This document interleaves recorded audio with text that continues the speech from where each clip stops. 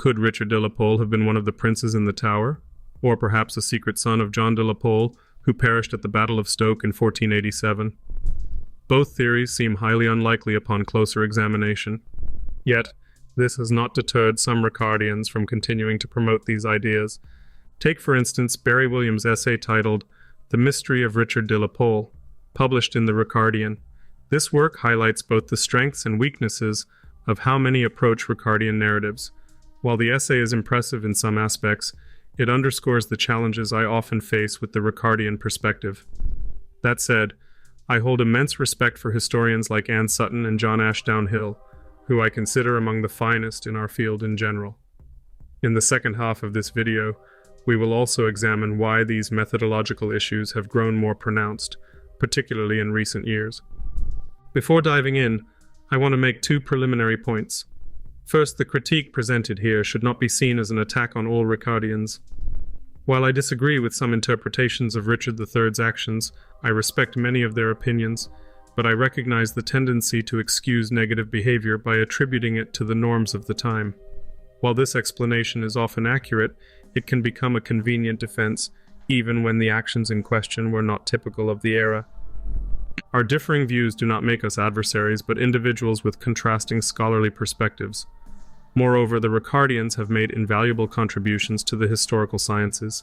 The ability to discuss Richard's era more openly today is a direct result of their efforts. Their work, particularly the discovery of Richard's remains and the insights it provided into his life and death, is a remarkable achievement, with much credit due to Philippa Langley. While I will critique certain methodological issues in this video, my focus is specifically on how confirmation bias influences some interpretations within the Ricardian framework. Second, I do not derive enjoyment from creating these videos. Though my statistics show that critiquing Ricardians attracts a significant audience, I am reluctant to rely on this approach for views. I prefer presenting my own work over this kind of negativity. I hope my channel shows that I really mean it. However, when I repeatedly encounter claims that recent research has proven the survival of the princes in the Tower, or that certain pretenders were genuine, I feel compelled to address these issues on my little platform. For the record, I do not claim certainty regarding the fate of the princes. Regarding the pretenders, I am convinced that Lambert Simnel's identity as Edward V is beyond serious consideration. Perkin Warbeck, however, presents a much more complex case. Nevertheless, no one can definitively assert that the princes were murdered. Modern research has not resolved this mystery, but claims to the contrary often seem influenced by confirmation bias. Let's begin with Barrie Williams and Richard de la Pole. The passages we'll explore are from the introductory sections of Williams' essay. The complete article is freely available online, and I encourage everyone to read it to verify my statements. I've provided a link to the essay in the description of the video. Williams introduces us to an excerpt from a source titled A Report from Venice. Technically, it's a report from Buda to Venice, but I won't split hairs just yet. Williams offers the following translation. Richard Whiterose of England has arrived there in Buda, who is an enemy of the King of England. Wherefore the said king has sent 2 ambassadors to Hungary to demand him, who have arrived in Croatia. This refers to the arrival of Richard de la Pole in Buda in 1506, where he submitted to King Vladislaus of Hungary. Richard was the youngest son of John de la Pole and Elizabeth of Suffolk, a sister to Richard III and Edward IV. He was recognized as the rightful king by France in 1513 and died fighting for the French in Italy in 1525. I've previously made a video about his life, but understanding it is not essential for this discussion. Returning to Williams, this is the first way he addresses the source. This item of news could be construed as meaning that Sanuto and Beniti thought, rightly or wrongly, that Richard, younger son of Edward IV, was still alive in 1506 and in the Hungarian capital. Williams supports this claim with a footnote stating, "The payment in cloth to a woman that was Norris to the prince brother to the Queen's Grace on the 1st of December 1502 suggests that one or other of Elizabeth of York's brothers may still have been alive then, unless it were for services rendered 19 or so years before." Williams acknowledges other sources identifying the arrival as Richard de la Pole, but leaves open the possibility that it could be the younger prince from the Tower. However, this creates a challenge. What is surprising is to find him styled Whiterose. title by which he was commonly known after 1510, and which seems to denote the Yorkist claimant to the English throne. That he should have been described as such at any time in his career is astonishing, but there is a particular mystery surrounding the use of such a title before 1513. Here lies a contradiction. Williams claims that Richard de la Pole was commonly known as the White Rose only from 1510 onward, but then suggests it is mysterious to see the title used before 1513. These two assertions don't align. The assumption that the original source authors believed Richard de la Pole was one of the princes in the Tower, based solely on the description White Rose, which wasn't widely used until later, is a considerable leap. Williams only partially pursues this idea. Following an excellent account of de la Pole's life, he delves into the mystery in detail. He is particularly perplexed by the French crown recognizing de la Pole as King of England, despite his older siblings being alive. Williams writes, "The French, unlike the English, were sticklers when it came to hereditary succession." Williams is similarly troubled by Richard de la Pole holding the title of Duke of Suffolk, as this would have belonged to one of his older brothers. He notes, "Yet he apparently forgot family duty so far as to style himself Duke of Suffolk in 1510, in despite the rights of 3 elder brothers then still living. The question seems to pose itself whether Richard de la Pole was really the 7th son of Edward IV's sister Elizabeth, or whether under that name there was not concealed someone more senior in the Yorkist succession." This brings us to William's hypothesis. The question arises whether Richard could have been an otherwise unknown son and heir of John de la Pole, Earl of Lincoln. No children are recorded of John, Earl of Lincoln. On the other hand, considerable obscurity surrounds his married life. It is uncertain whether he married twice or only once. John was only about 23 at the time of his death in 1487. If he had had a son after Richard III's fall in 1485, there would have been policy in keeping his birth secret, or better still, passing the child off as his much younger brother. John, as Richard III's heir presumptive, was certain to constitute a threat to Henry VII, and the young child would inherit his father's perilous position. It must be stressed that this is no more than a hypothesis, but Richard de la Pole, son and heir of the Earl of Lincoln, could have legitimately claimed in 1510 to have been the heir of John, 2nd Duke of Suffolk. As heir to Richard III's heir presumptive, his claim to the English throne might have been strong enough to convince Louis XII and Francis I. It may be noted that in 1522, Richard de la Pole also started to style himself Earl of Lincoln. He also, more problematically, called himself Earl of Pembroke. This title had been borne by William de la Pole, 1st Duke of Suffolk, but it lapsed in the family on his death in 1450. The last legitimate holder of the title, in Yorkist eyes, had been Edward, elder son of Edward IV.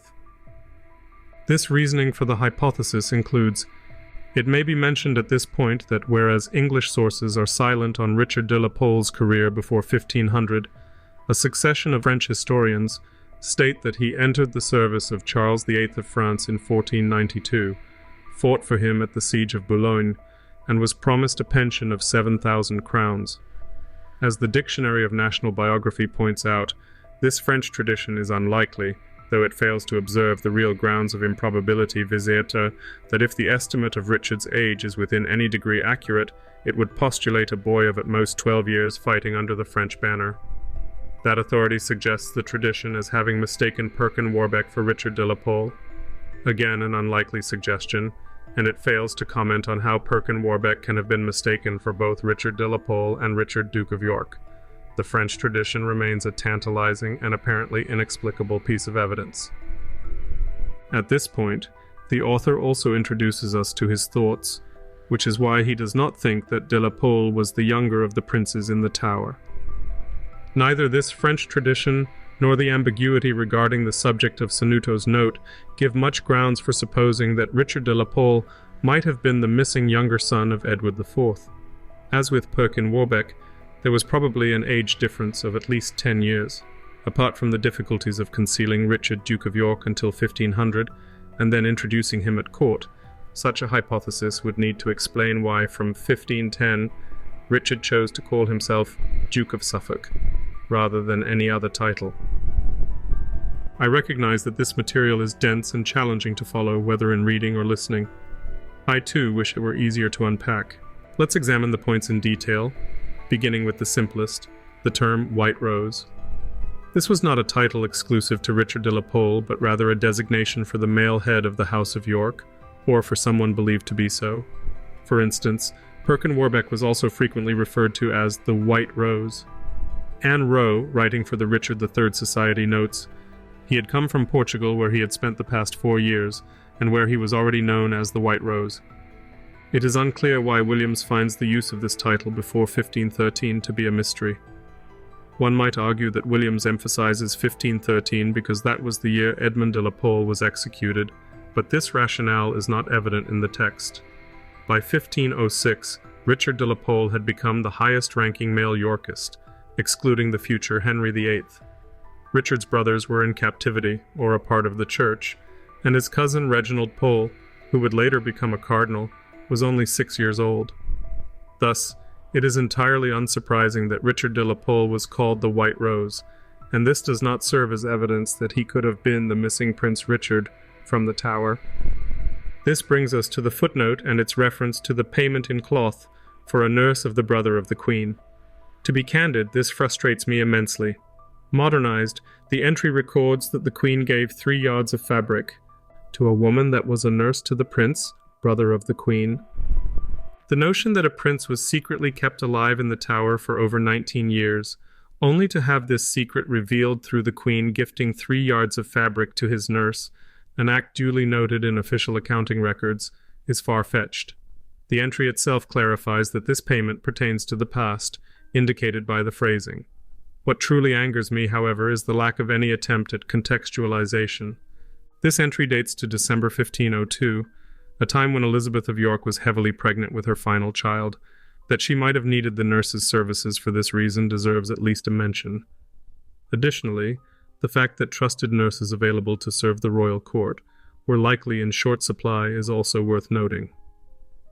These considerations should have been addressed, but were unfortunately overlooked.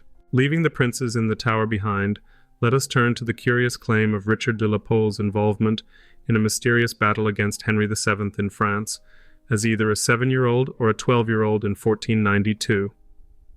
The succession of French historians cited is referenced in a footnote. André Duchesne wrote in the 17th century, and Ferdinand de Robert contributed in the 19th century. However, based on Williams's footnote number 10, it seems reasonable to dismiss de Robert's work entirely. It should hardly be necessary to point out that the Poles and the de la Pole were only related by their mutual marriages to members of the House of York. But Richard de la Pole's biographer, Ferdinand de Robert in Un pensionnaire des rois de France à Metz, confused them to the point of thinking that it was Richard de la Pole who married Margaret, Countess of Salisbury. Sir Richard Pole died in 1505. This raises a critical question. Why does the author offer a source as evidence after explicitly criticizing it for such an egregious mistake? Consequently, we will focus on Duchesne's work instead. Williams references the second edition of Duchesne's book from 1634, although the first edition dates to 1614, and a third revised edition was published in 1666, methodologically citing the 1634 edition instead of the updated 1666 version is a significant error, particularly as the 1666 edition explicitly states it is a new edition, revised and corrected. Williams cites page 975 of the 1634 edition. However, the events of 1492 are discussed on pages 957 and 958, which contain no mention of Richard de la Pole, only of Perkin Warbeck. Turning to page 975 as instructed, I translated the relevant passage. While my translation will not be without mistakes, I taught myself French for reading comprehension rather than formal study. It is crucial for understanding the argument. The key paragraph reads, "As for Richard's brother, who fled to Germany and was referred to as the Duke of Suffolk by Belay, he initially learned of the conflict declared between Charles VIII of France and Henry VII of England. When Henry led an army into France and laid siege to Boulogne, the exiled brother joined the service of King Charles VIII with a considerable force of mercenaries. Once peace was concluded between England and France, he was denied return to England as stipulated by the treaty terms. King Charles, committed to honoring his promises, refused to allow the Duke's return, securing the political balance.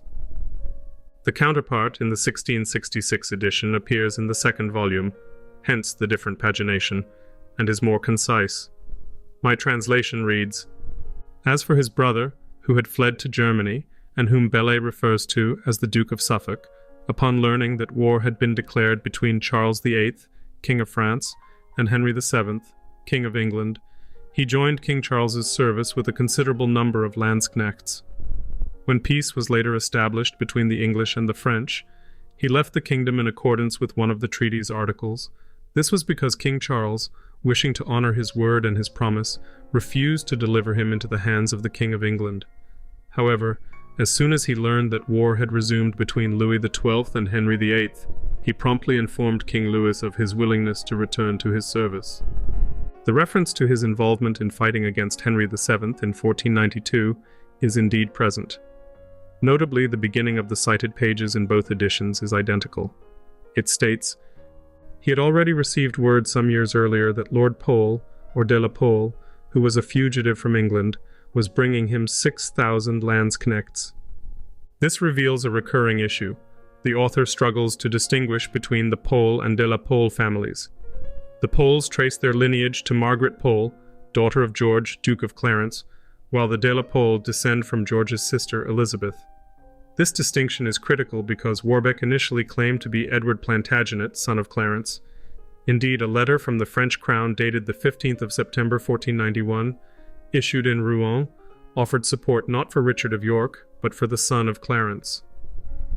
It was sent to a British nobleman with Yorkist connections and received on the 26th of November 1491. Edward Plantagenet, either 17 or 18 years old in 1492, was of sufficient age to plausibly participate in the fighting, and this is the kind of source a French historian writing in the 17th century would have had access to. Thus, William's criticism of Ferdinand de Robert for confusing the Poles and the de la Pole also applies to Duchesne. Simply put, Duchesne, writing in France 120 to 160 years after the events, made significant errors. Now let us address the hypothesis that Richard de la Pole was not the youngest brother of John de la Pole, but rather his son. This theory suggests Richard received preferential treatment from continental rulers because of his direct lineage. Consider this argument. As heir to Richard III's heir presumptive, his claim to the English throne might have been strong enough to convince Louis XII and Francis I. This would imply that Richard not only knew he was not Elizabeth of Suffolk's son, but John's, and that he shared this secret with two French monarchs. From a historian's perspective, this hypothesis lacks any supporting evidence in primary sources. On the contrary, Richard is consistently described as Edmund de la Pole's brother. Furthermore, if Edmund had left the most important Yorkist heir as a pledge in Aiken, while under the control of Maximilian, who had just signed a treaty with Henry VII to cease supporting pretenders, it would be inexplicably reckless. This hypothesis rests solely on the idea that two French kings, enemies of England, granted Richard de la Pole inheritance, claims to the Yorkist throne, which was beyond their jurisdiction. Williams previously described the French as sticklers for hereditary succession, yet they were Warbeck's earliest supporters, and abandoned him just as swiftly following their treaty with Henry VII. I could offer the hypothesis that Richard de la Pole was the secret second son of Richard III from an uncown wife, and I would have the same arguments and could also mention the name. This brings us to a crucial question. How can historians produce excellent scholarship, yet make fundamental errors that should never occur after the first semester of historical studies? The answer lies in two conflicting concepts that often converge in Ricardian texts, including this one. The historical method, simplified, operates as follows. We pose a question to history, seeking an answer that interests us. For example, was Edmund de la Pole a victim of torture in the Tower of London? To address this, we critically examine relevant primary sources. Literature helps us locate, understand, and contextualize these sources, an essential step. For context, we would need to establish that Edmund was a prisoner in the Tower and considered a threat by the Tudors. With this framework, we can interpret the primary sources in alignment with their historical context. Williams demonstrated this effectively in footnote 20, had he not confused Edmund with Richard when naming them. The letters written by Edmund were barely legible at the end of his captivity. However, in many Ricardian works, proper contextualization is absent. The intended meaning is often assumed to be self-evident. Consider the mission statement of the Richard III Society, which provides a revealing example. In the belief that many features of the traditional accounts of the character and career of Richard III are neither supported by sufficient evidence nor reasonably tenable, the Society aims to promote, in every possible way, research into the life and times of Richard III, and to secure a reassessment of the material relating to this period, and raise awareness of the role in history of this monarch. Interestingly, this has not always been the Society's mission. The first version read, "The purpose, and indeed the strength, of the Richard III Society derives from the belief that the truth is more powerful than lies, a faith that even after all these centuries the truth is important. It is proof of our sense of civilized values that something as esoteric and as fragile as reputation is worth campaigning for." This older statement, still visible in the About Us section, prominently features the word truth. It would be desirable for this term to remain in the current mission statement. From 2024, another notable claim has been added: "We have an unrivaled fund of knowledge and research, making us the foremost authority on Richard III." The Society, therefore, already assumes its own context. Richard III's character and career have been misrepresented, and it is their mission to rectify this. Declaring themselves the foremost authority further reinforces this position. Consequently, Ricardian historians often exhibit a tendency toward confirmation bias. This phenomenon is defined as our underlying tendency to notice, focus on, and give greater credence to evidence that fits with our existing beliefs. An excellent example of this bias can be seen in Williams' argument about whether Richard de la Pole might have been one of the princes in the Tower. Ricardians are generally convinced that Richard III did not kill the princes. Any evidence supporting this view is therefore quickly seized upon. This tendency is apparent in their use of the French source. While criticized on one hand, it is simultaneously used as evidence on the other. Ironically, Ricardians are well aware of the dangers of confirmation bias and frequently accuse other historians of succumbing to it, particularly in relation to Thomas More. I am not the only historian to have observed this phenomenon. Consider Lucy Worsley's comments on Philippa Langley's 2023 documentary and book about the princes in the Tower. Worsley, co-chief curator at Historic Royal Palaces alongside Tracy Borman, critiques Langley's argument that Lambert Simnel was actually Edward V and Perkin Warbeck was Richard of York. Worsley states, "They say that they found some evidence that the princes weren't killed and claimed these two figures were the not dead princes. But I'm like, what? We know that the pretenders existed. We know people at the time put it about that they were the little princes embodied. That was the whole point of the rebellions that were attached to those figures. So I was left slightly confused by the rabbit hole that they've gone down. They have a very distinctive way of seeing the world that just doesn't seem to stand up to logical scrutiny. I would expect to find evidence that people at the time believed the pretenders really were the princes who survived, and that's what they found. So for me, that doesn't change anything. It's certainly not evidence that the boys survived. The evidence did not link the pretenders in any convincing way to the actual two boys who disappeared in the Tower." However, Worsley herself is not immune to the pitfalls of confirmation bias, as she later demonstrates, and which I will show to be fair.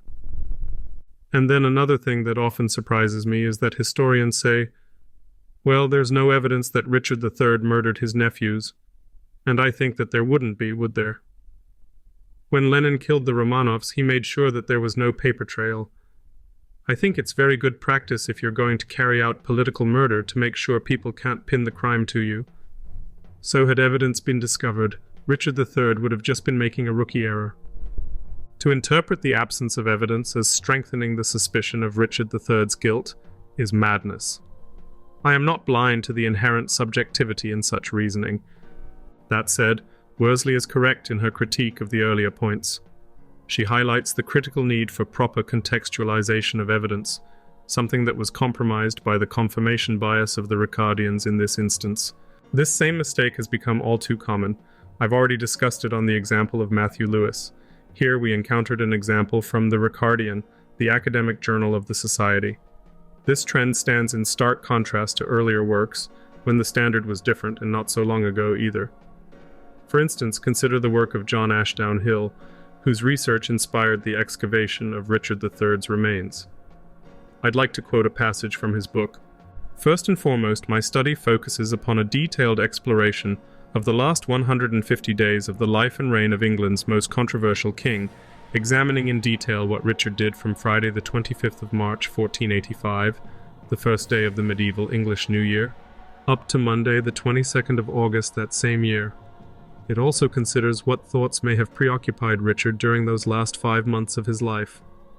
It is surely a great mistake, almost bound to lead to errors, to view historical events in the light of hindsight. Yet most accounts of Richard III have been greatly overshadowed by the Battle of Bosworth, an event of which Richard himself never heard. The fact of that final battle cannot, of course, be ignored, but neither should Richard's unawareness of it. Therefore, this book deliberately seeks to see things as they might have appeared to contemporaries, most of whom must simply have assumed, at the beginning of 1485, that Richard III still had many years of life and reign ahead of him. It then becomes clear that Richard himself also assumed that he would continue to reign victoriously.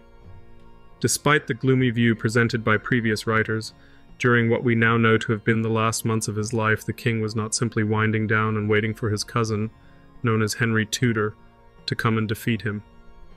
On the contrary, he was preoccupied with ordinary events and activities, with his own day-to-day life, and with the proper government of his country. At the same time, he was also busy with important plans for the future, real plans at the time, even though ultimately destined to come to nothing. This passage exemplifies contextualization and problematization done exceptionally well. I only wish I could emulate Ashdown-Hill's skill to such a degree. In my opinion, if the Ricardians do not return to the kind of value-free contextualization seen in Ashdown-Hill's work, the trend observed in recent years will continue. People will simply roll their eyes. The good and valuable contributions of Ricardian scholarship are being undermined by a tendency to prioritize the goals outlined in the mission statement above rigorous historical methodology. At present, there are simply too many mistakes. Thanks for watching. Please like and subscribe, or if you hate me now, I apologize, but I at least wanted to talk about it.